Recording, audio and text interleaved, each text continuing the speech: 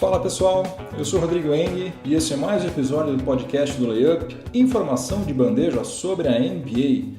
Demorou uma eternidade, muito mais do que eu gostaria, mas o podcast do Layup finalmente está de volta. Para quem não sabe, eu tive que fazer uma suspensão temporária de praticamente todas as minhas atividades relacionadas ao Layup durante um mês, mais ou menos, porque a minha família e eu mudamos de apartamento. Fomos para um apartamento menor, mas muito mais prático, uma planta mais inteligente do que a do apartamento antigo.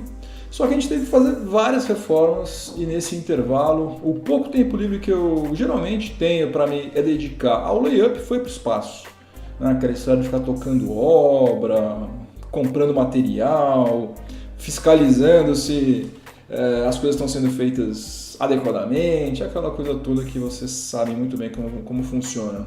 Sem falar também na parte prática da coisa, né? Porque enquanto essa reforma estava rolando, nós ficamos em um apartamento alugado, pequeno, bem pequeno, com tudo improvisado.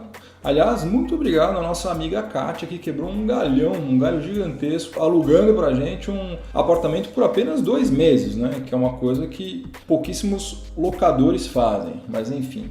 Foi muito útil, quebrou um galhão pra gente, só que esses 2 meses lá foram bastante complicados, eu vou te contar. Mas, enfim, agora tudo vai retornar ao normal, porque eu já tenho um escritório de novo, a minha rotina já está entrando nos eixos outra vez. Então a ideia, pelo menos, é acompanhar esse finalzinho, a reta final aí da temporada regular e, obviamente, os playoffs, que prometem ser muito bacanas. A única coisa que deve mudar em relação ao esquema que eu estava mantendo anteriormente é que agora, gente, infelizmente é provável que eu só consiga fazer um episódio por semana, né? Por questões profissionais, o meu tempo já era curto, está mais curto ainda e, como vocês sabem, o layup não me dá um centavo sequer, né? Eu preciso trabalhar para ganhar dinheiro e está surgindo mais trabalho, o que é ótimo, então eu tenho um monte de conta para pagar. Preciso dormir pelo menos umas 6 horas por noite, então é provável, não tenho certeza ainda, mas é provável que eu só consiga fazer um episódio por semana. Mas estou muito feliz de estar de volta e estou muito feliz de saber que vocês estão aí do outro lado me acompanhando. Bom, então vamos lá, né? Como eu fiquei muito tempo sem fazer o podcast, tem uma infinidade de assuntos sobre os quais eu poderia falar. Mas meu tempo é limitado e eu vou ser obrigado a dar uma selecionada na pauta. E nesse episódio número 159, que está marcando o retorno triunfal do podcast do Layup, eu vou falar sobre as 4 franquias californianas, porque, na minha opinião, algumas das coisas mais interessantes que aconteceram, né, e ainda estão acontecendo nessa temporada, envolvem justamente os 2 times de LA, o Sacramento Kings e o Golden State Warriors. Começando pelo atual campeão, o Golden State Warriors não está com nenhum dos seus principais jogadores contundido e está podendo colocar em quadra um quinteto formado apenas por All-Stars, o Stephen Curry, Klay Thompson, Kevin Durant, Draymond Green e DeMarcus Cousins. Essa aí é a segunda formação mais utilizada pelo técnico Steve Kerr até agora nessa temporada 2018-2019, somando 192 minutos de quadra. Só perde para exatamente a mesma formação, trocando o Cousins pelo Kevon Looney, né, com 294 minutos. Quando o Cousins foi contratado pelo Warriors, teve muito chororô dos torcedores dos times adversários, né? Vocês devem se recordar disso, né? Teve gente dizendo que não ia mais acompanhar NBA, que o Adam Silver era um banana, que a liga estava condenada, etc e tal. Só que essa formação de All-Stars, né, com os 5 craques, hoje é apenas a 12ª do Golden State Warriors em matéria de plus-minus. Está com saldo de mais 5,7 pontos por partida. As 5 formações do Warriors com maior plus-minus, todas as 5 têm o veterano André Iguodala, que faz parte do elenco do Golden State Warriors desde 2013, antes mesmo da chamada Era Kerr. Aliás, é impressionante como o André Iguodala continua sendo um ótimo two-way player, né? Um cara que joga bem no ataque e também marca muito bem, guardadas as devidas proporções, né? A gente tem que considerar que a gente está falando de um cara que tem 35 anos de idade. E o que nós estamos assistindo, na verdade, é a pior campanha do Golden State Warriors desde 2014 e 2015. O time já sofreu 23 derrotas e só tem mais 9 partidas até o final da fase regular. Se perder mais um jogo, vai igualar a marca de 24 derrotas registrada na temporada passada, que foi a pior de todas até agora na era Kerr. E como o retrospecto recente do Warriors é ruim, perdeu 7 das últimas 15 partidas, há boas chances de que de fato essa marca acabe sendo igualada ou eventualmente até superada. Ou seja, na prática, ao contrário do que todo mundo previa, inclusive eu, o Golden State Warriors com DeMarcus Cousins não está nadando de braçada, muito pelo contrário, tem demonstrado muita instabilidade a ponto de perder em casa para o Phoenix Suns e de levar um sacode de 126-91 do Dallas Mavericks também em Oakland, né? E o grande problema do Warriors tem sido o setor defensivo, né? Na temporada passada já não foi grande coisa, caiu bastante o rendimento na marcação, saiu do top 10 defensive rating e atualmente o Warriors é somente o 15º colocado nesse ranking. Outra coisa preocupante para o Golden State Warriors é que somente 2 franquias eles disputaram pelo menos 4 prorrogações nessa temporada e não conseguiram vencer nenhuma, o Charlotte Hornets e o Golden State Warriors. Pode não significar nada, né? Até porque em 2015 e 2016 o Golden State Warriors jogou 7 prorrogações, venceu 6 e acabou passando vergonha nas finais quando sofreu aquela virada histórica para o Cleveland Cavaliers. Agora, pode ser um sinal de que esse Golden State Warriors de 2019 é um time menos comprometido com a vitória e esteja mais do que nunca apostando naquela história, né, de que nós somos o melhor time, quando a gente quiser ganhar o jogo a gente ganha. Isso aqui não vale nada, é fase regular, quando chegar na hora do vamos ver, nós vamos jogar tudo que a gente pode e a gente vai passar o carro. Eu não sei se as coisas funcionam desse jeito, sinceramente não sei. Pode ser que sim, pode ser que não. Eu acho que você ficar durante meses jogando meio que com o freio de mão puxado, eu não sei se quando você soltar o freio de mão, se você vai conseguir desenvolver aquela velocidade toda de uma hora para outra, né? Pode ser que Golden State Warriors tenha problemas em relação a isso. E também tem uma outra coisa, o Golden State Warriors quase foi varrido pelo Houston Rockets, que provavelmente é o seu maior rival atualmente, né? Venceu somente um dos 4 confrontos contra o time texano e por apenas 2 pontos de diferença, né? Se cruzar com o Houston Rockets nos playoffs, dificilmente vai ter vida fácil, né? Em especial se Harden, CP3 e o Clint Capela estiverem inteiros. Só que, apesar disso tudo que eu falei, sem a menor sombra de dúvida, o Golden State Warriors vai para a pós-temporada como o principal favorito ao título, mais uma vez, porque de fato ele continua tendo o melhor elenco da liga, né? Isso é inquestionável, né? Tem pelo menos 6 atletas que não sentem pressão alguma, porque já estiveram em 4 finais nas últimas 4 temporadas consecutivas. Isso aí tem um valor muito difícil da gente mensurar, né? Mas certamente é um trunfo que nenhuma outra das 29 franquias tem. E tem um cara chamado Kevin Durant, que não participou dessas 4 finais aí, mas foi o MVP das últimas 2. E como eu já falei, está cercado só de craque, né?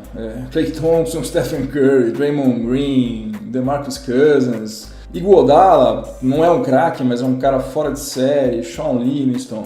Ou seja, não tem como você negar que o Warriors, mais uma vez, é o franco favorito ao título. Resumindo muito, o poderoso Golden State Warriors nunca chegou numa pós-temporada tão fragilizado quanto ele está agora. É favorito, acho que vai ser campeão, mas ele está mais fragilizado, está mais fraco do que ele esteve nos últimos anos. Resta saber agora se alguma franquia da Conferência Oeste vai ser suficientemente competente para se aproveitar dessa fragilidade relativa do atual campeão, né?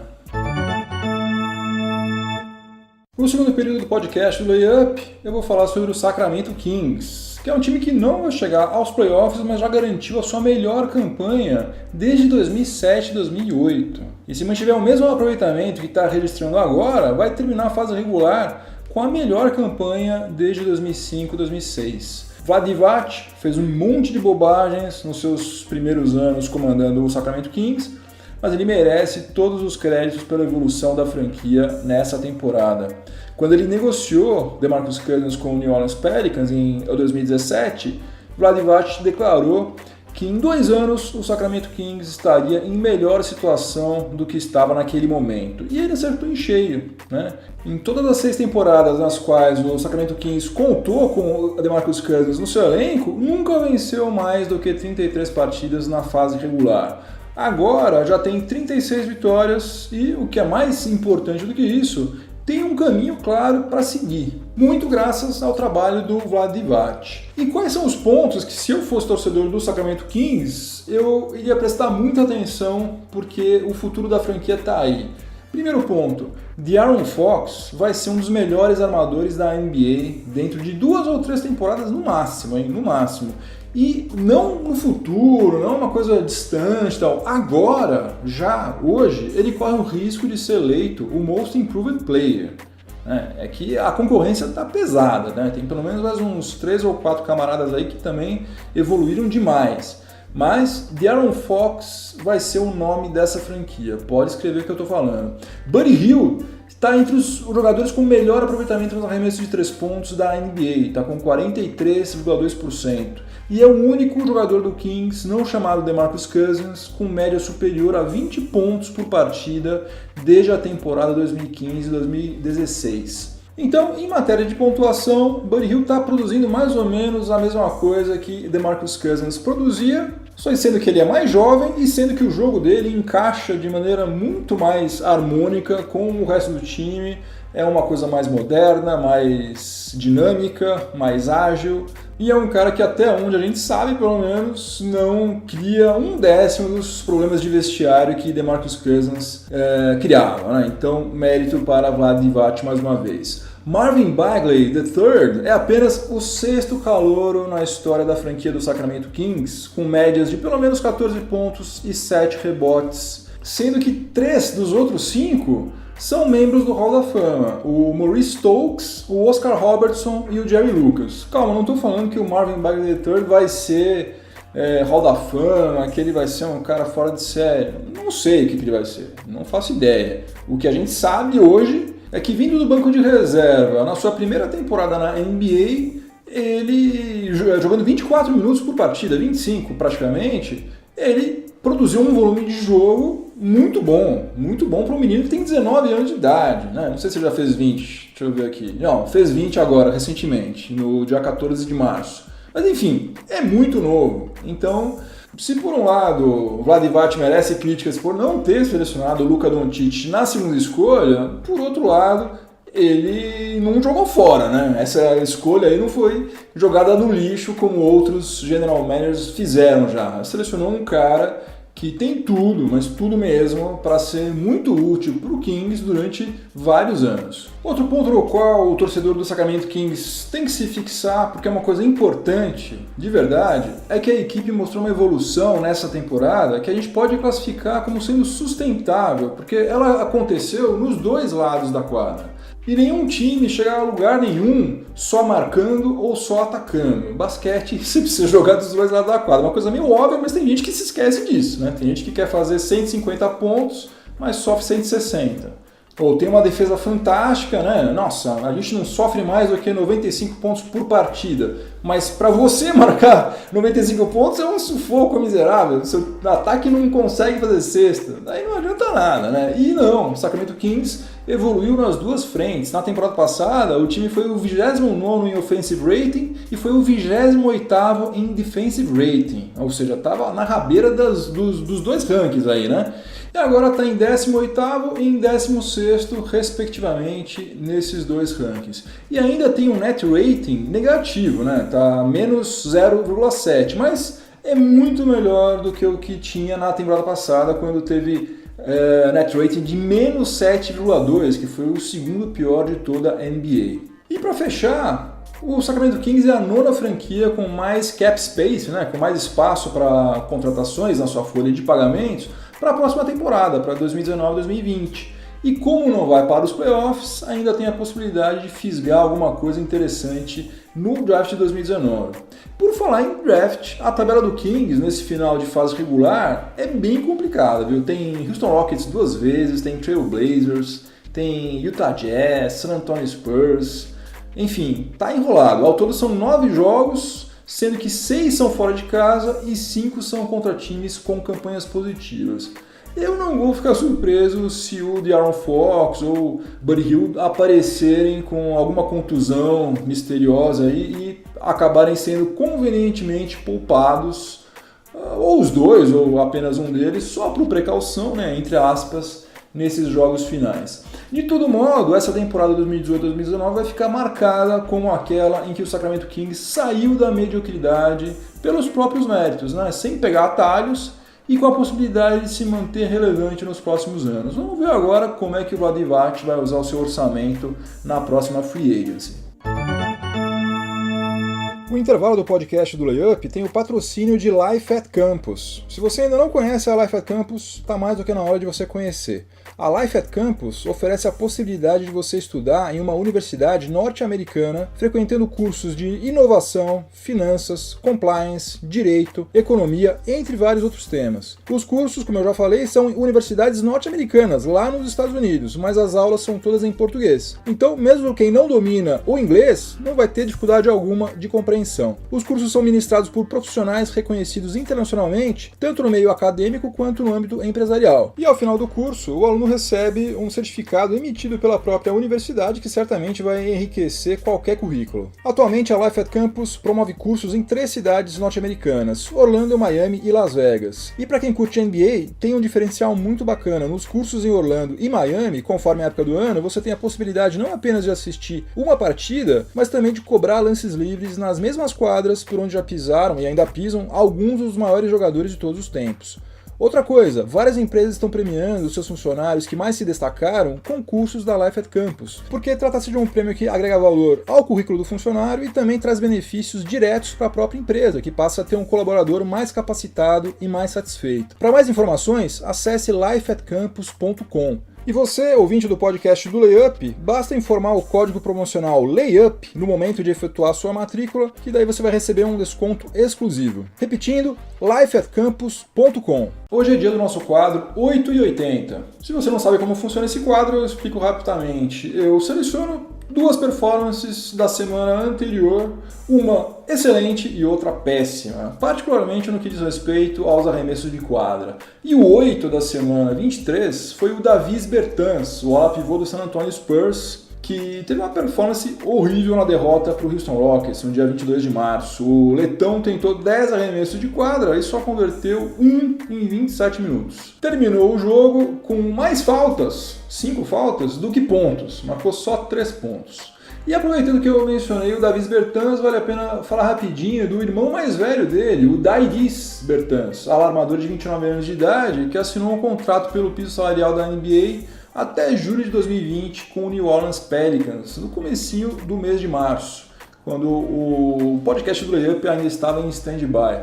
Olha, a julgar pela pequena amostragem que a gente já tem até agora, de apenas 6 jogos, dificilmente o Pelicans vai exercer a team option referente à temporada 2019-2020, porque o aproveitamento do Davis Bertans nos arremessos de quadra, nesses 6 jogos pelo menos, tem sido muito ruim. Agora, e o nosso 80 da semana 23 foi o Ben Simmons, jogador do Philadelphia 76ers, time que já está com sua vaga para os playoffs 2019 oficialmente garantida, né? O armador marcou 28 pontos, convertendo 11 dos 12 arremessos de quadra que ele tentou na vitória sobre o Charlotte Hornets no dia 19 de março, o que corresponde a um aproveitamento de 91,7%. Então, muita gente critica, com razão, o Ben Simmons por ele não ter arremesso de média de longa distância, né? O que no atual cenário da NBA é nadar contra a maré, especialmente no caso dos armadores. Mas pelo visto ele não está nem um pouco preocupado com isso. Nessa temporada ele está tentando ainda menos arremessos de média de longa distância do que na temporada passada. No que se refere especialmente aos arremessos de 3 pontos, em 2017 e 2018 ele arriscou 11 chutes de fora do perímetro. E nessa atual temporada, 2018-2019, ele tentou até agora somente 4, né? Por outro lado, essa seleção de arremessos vai fazer com que ele provavelmente termine a temporada 2018-2019 com 56% de aproveitamento nos arremessos de quadra. E eu fui dar uma conferida lá no nosso oráculo, né, o Basketball Reference, o último armador de ofício que terminou uma temporada com aproveitamento igual ou melhor do que esse, tendo atuado por pelo menos 1.000 minutos e em no mínimo 41 partidas, ou seja, metade da fase regular, foi o John Stockton na temporada 1987-88. A diferença é que o Ben Simmons mede 2,08 metros e ele usa muito o físico que ele tem para poder pontuar, enquanto John Stockton media, e ainda mede, né, tá vivo, 1,85 m e fazia suas cestas exclusivamente na base da técnica.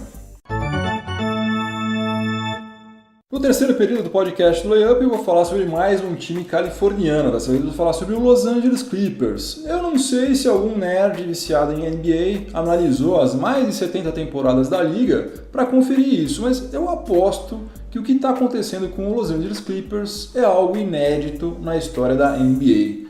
No intervalo de 2 anos, o Clippers se desfez dos 3 jogadores mais importantes da sua história, Chris Paul, DeAndre Jordan e Blake Griffin, e reformulou radicalmente seu elenco com o objetivo de abrir espaço na sua folha de pagamentos. Está escalando no seu time titular o Shai Gilgeous-Alexander, um calouro de 20 anos de idade, o Ivica Zubac, pivô de 22 anos de idade que o Lakers deu de graça, né, estupidamente, para o rival de LA, e o Landry Shamet, que agora está machucado, contundido, mas jogou já várias partidas como titular, que também é calouro, tem apenas 21 anos de idade, foi para o Clippers naquela troca envolvendo o Tobias Harris.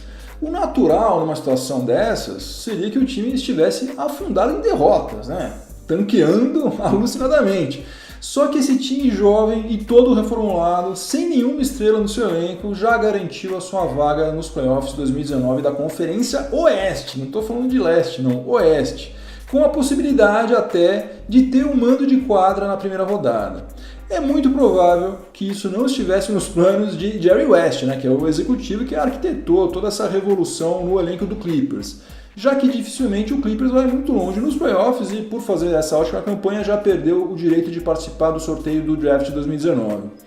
E daí tem uma série de aspectos nesse momento que o Clippers vive atualmente que merecem a nossa atenção. Primeiro deles, você pode ter 300 mil ressalvas quanto ao trabalho do Doc Rivers, mas ele está provando que ainda é um ótimo técnico, um excelente técnico. Tem um monte de torcedor do Clippers que está pedindo a cabeça dele há muito tempo, mas deveria começar a rever os seus conceitos aí, até porque desde quando o Doc Rivers virou só técnico, né, e não tem mais o filho sob o seu comando, o trabalho dele melhorou demais, né? Se essas alterações tivessem sido feitas há 2 ou 3 anos atrás, eu aposto que o Clippers já teria chegado às finais da Conferência Oeste pelo menos uma vez. Pelo menos uma vez teria conseguido com Chris Paul, Blake Griffin e DeAndre Jordan.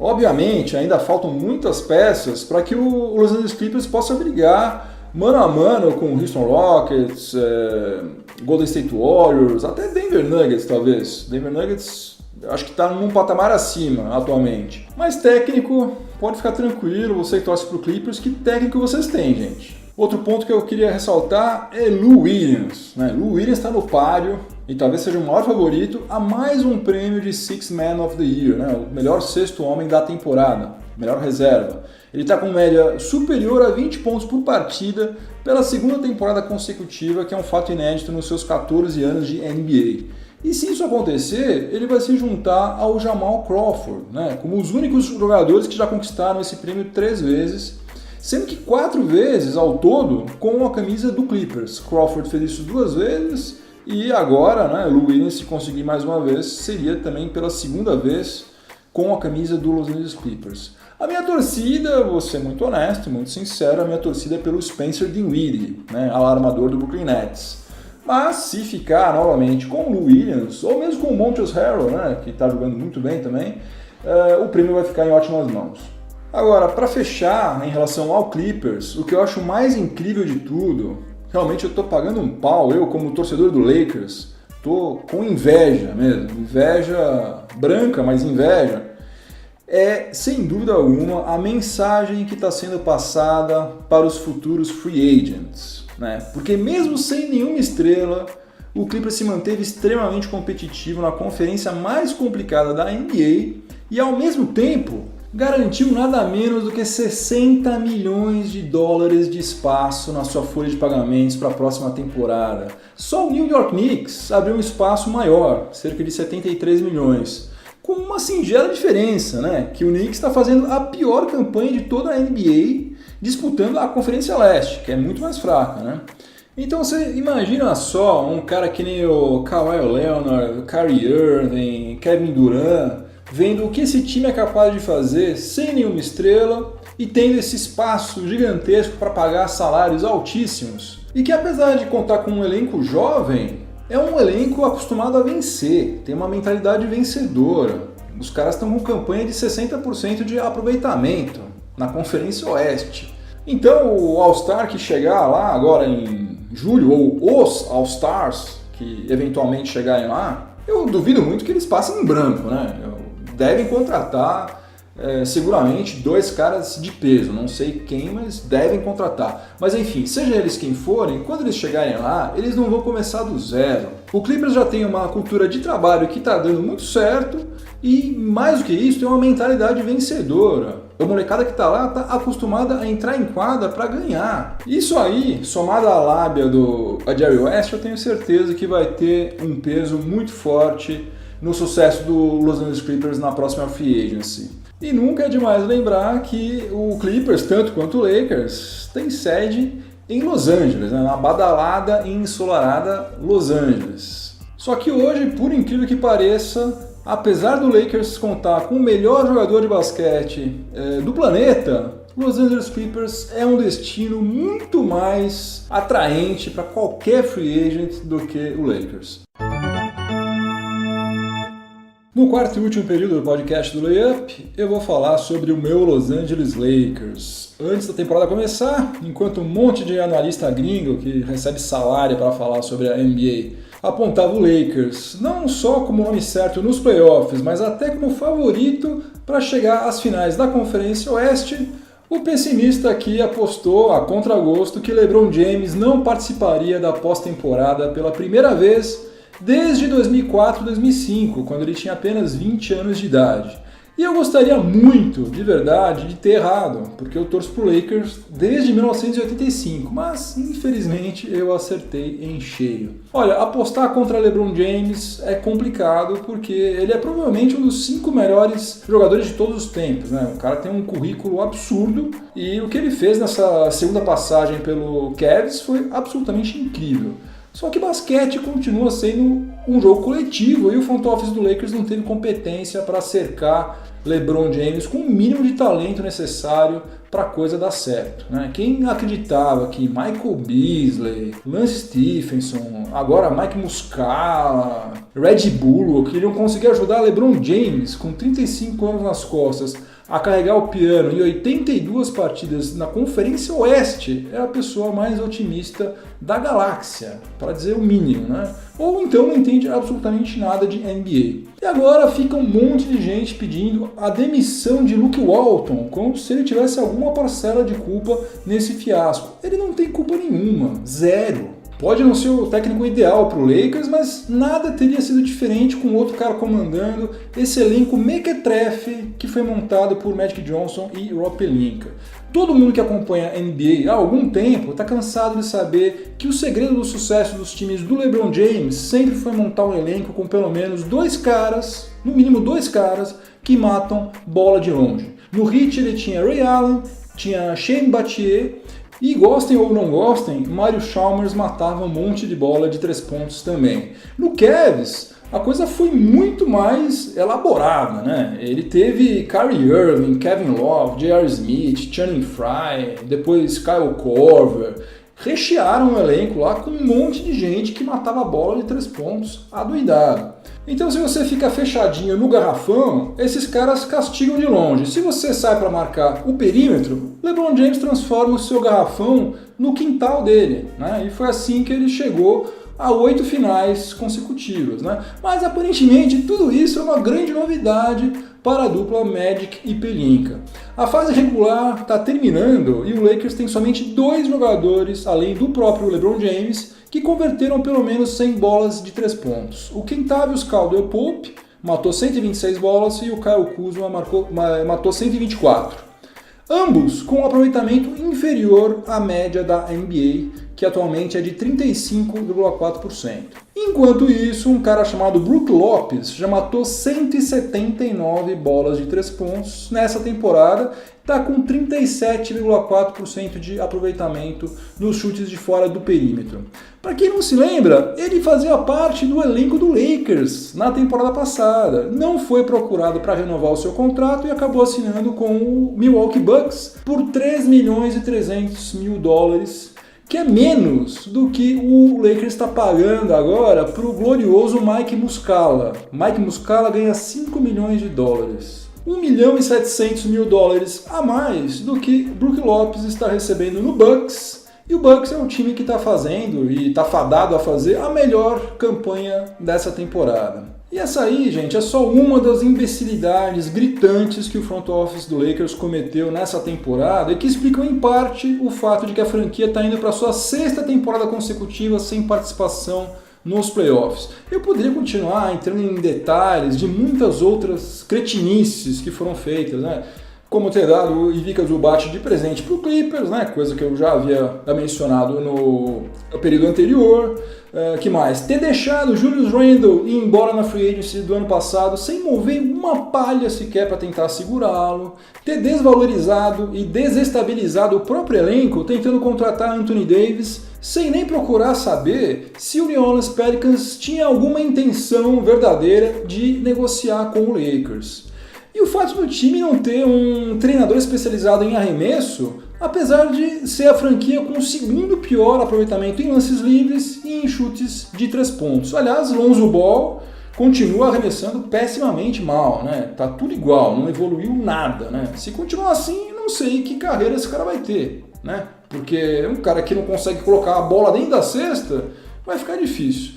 Enfim, com tanta incompetência reunida num só lugar, não tem LeBron James que resolva, né? O que me preocupa mais ainda é que eu não vejo a Jeannie Buss demitindo a Magic Johnson, né? Entregando o destino do Lakers para alguém que realmente entenda do assunto. Quando você coloca alguém que tem a dimensão de semideus num cargo importante como esse, fica muito difícil você fazer qualquer alteração. E Magic Johnson foi realmente um semideus jogando, né? Jogando é o cara um dos melhores de todos os tempos.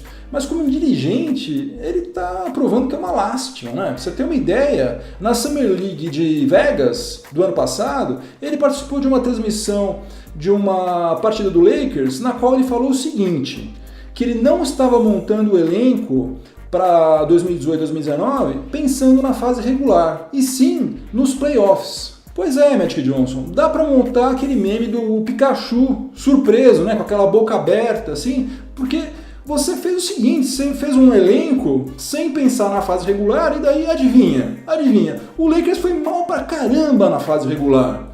E o time que vai mal na fase regular, adivinha, não disputa playoffs. Ou você não sabia disso, amigo? Olha, chega a ser cômico até o grau de amadorismo do Magic Johnson, do Lakers, do front office de modo geral, da franquia californiana. O maior problema do Lakers, na verdade, eu acho, é essa história de só poder contratar técnico e dirigente que foi jogador da franquia, né? Deu muito certo com o Jerry West e com o Pat Riley, porque esses dois caras são excepcionais. Mas agora parece que a família Buss vai passar o resto da vida tentando repetir essa fórmula, né? Como se o simples fato de alguém ter defendido o Lakers no passado fosse suficiente por si só para fazer com que as coisas deem certo, né? Como se fosse uma mágica, assim, né? Puxa, você jogou no Lakers, então eu vou te colocar lá e você vai fazer tudo certo. Você vai fazer exatamente como Jerry West fez nos anos 80, você vai fazer exatamente como Pat Riley fez. Não funciona desse jeito, né? É claro que as coisas não funcionam assim.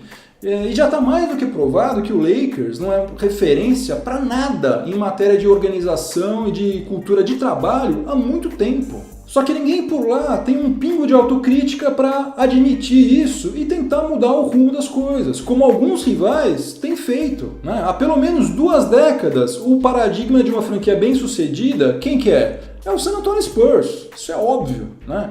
Então, as franquias que pretendem sair da mediocridade têm feito o quê? Têm tentado reproduzir, em alguma medida, o que Greg Popovich e o R.C. Buford fizeram lá no Texas.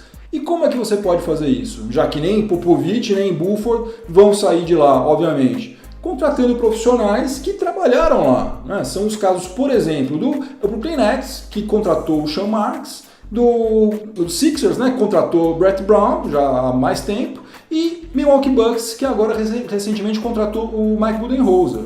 Agora, veja onde estão Brooklyn Nets, Philadelphia 76ers e Milwaukee Bucks agora, e onde está o Lakers, apesar de ter o melhor jogador de basquete do planeta. E o Charlotte Hornets, que contratou James Borrego em 2018, também está seguindo este mesmo caminho. E não duvido nada que também deixe o Lakers comendo poeira em questão de 2 ou 3 anos.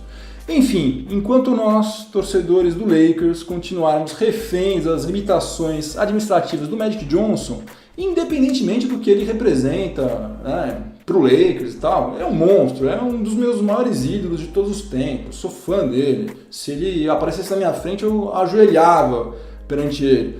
Mas como dirigente, não dá. Enquanto ele estiver lá, nós vamos ter que conviver com muitas frustrações.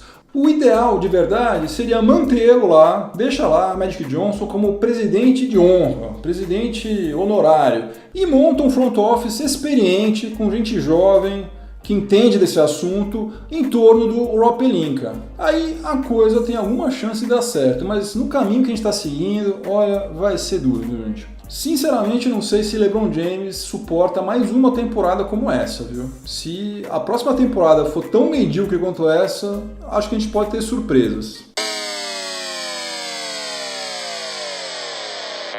Fim de jogo, acabou mais um episódio do podcast do Layup. Obrigado pela companhia, espero que vocês tenham gostado. Espero estar de volta em breve, não sei exatamente quando que eu vou conseguir gravar o próximo episódio, mas que ele vai acontecer, ele vai.